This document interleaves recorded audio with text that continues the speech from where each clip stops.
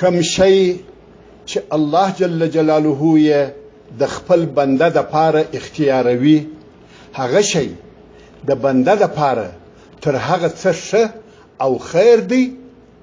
چې په خپل بنده یې د ځان د پاره اختیاروي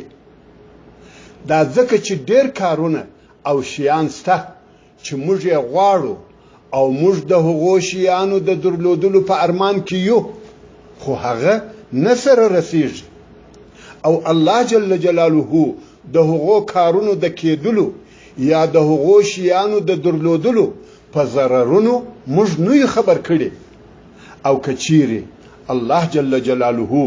موږ د هغو شیانو د درلودلو په ضرر خبر کړي موږ به